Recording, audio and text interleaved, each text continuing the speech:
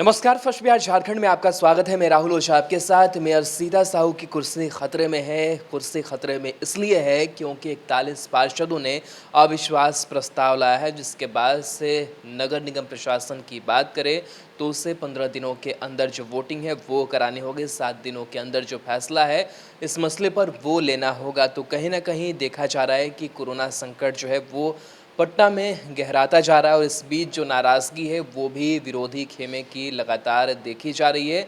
और कहीं ना कहीं कह सकते हैं कि जो अविश्वास प्रस्ताव है वो लाया गया। हालांकि इससे पिछले साल की अगर बात करें तो उस वक्त भी मेयर सीता साहू के खिलाफ जो अविश्वास प्रस्ताव था वो लाया गया था, लेकिन उस वक्त कुर्सी बचाने में वो सफल रहीं। लेकिन इस बार 41 पार्षदों ने एक बार फिर से जो अविश्वास प्रस्ताव लाया है। आपको बता दें कि अविश्वास प्रस्ताव जब लाया जाता है तो उसके लिए नियम है कि 1 साल के बाद ही जो अविश्वास प्रस्ताव है वो लाया जा सकता है। यानी कि 1 साल पहले अगर अविश्वास प्रस्ताव लाया गया था तो उसके 1 साल बीत जाने के बाद ही अविश्वास प्रस्ताव जो है वो लाया जाता है। तो जैसे ही 1 साल बीता है, एक बार फिर से जो अविश्वास प्रस्ताव है मेयर सीता साहू के खिलाफ वो लाया गया है। साथ ही साथ आपको बता दें कि पटना नगर निगम के 41 पार्षदों ने मेयर सीता साहू के खिलाफ अविश्वास प्रस्ताव का नोटिस दिया है। अविश्वास प्रस्ताव में मेयर के खिलाफ 10 गंभीर आरोप लगाए गए हैं। इनमें भ्रष्टाचार से लेकर दूसरे आरोप लगाए गए हैं। सरकारी नियमों के मुताबिक मेयर के खिलाफ लाए गए अविश्वास प्रस्ताव के आवेदन पर नगर निगम प्रशासन को 7 दिनों में फैसला लेना होगा। इसके बाद नगर निगम प्रशासन को 15 दिनों के भीतर अविश्वास प्रस्ताव पर मतदान कराने के लिए बैठक बुलानी होगी। गंभीर बात यह है कि पटना कोरोना के गंभीर संकट से जूझ रहा है। पटना नगर निगम के भी कई लोग कोरोना पॉजिटिव पाए गए हैं। ऐसे में मेयर के खिलाफ अविश्वास प्रस्ताव पर वोटिंग के लिए काफ़ी मशक्कत करनी होगी। बिहार सरकार के खिलाफ किसी मेयर के खिलाफ अविश्वास प्रस्ताव 1 साल बाद ही फिर से लाया जाता है। ऐसा प्रस्ताव लाया जा सकता है। इसी नियम के कारण पिछले अविश्वास प्रस्ताव के 1 साल पूरा होते ही मेयर के खिलाफ दूसरी बार अविश्वास प्रस्ताव लाया गया है। इससे पहले पिछले साल 29 जून को मेयर सीता साहू के खिलाफ अविश्वास प्रस्ताव लाया गया था।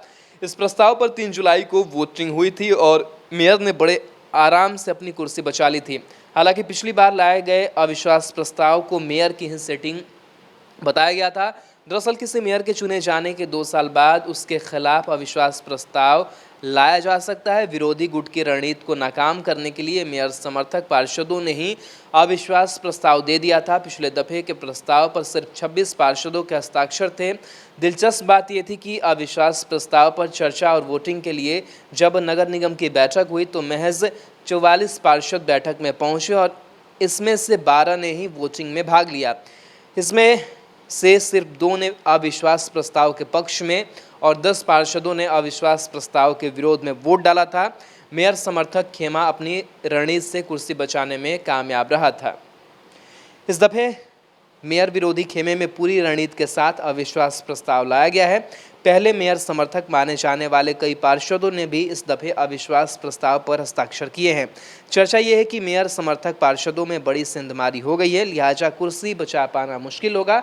हालांकि मेयर खेमा अभी ये दावा कर रहा है कि जब वोटिंग होगी तो अविश्वास प्रस्ताव पर हस्ताक्षर करने वाले कई पार्षद पाला बदल लेंगे।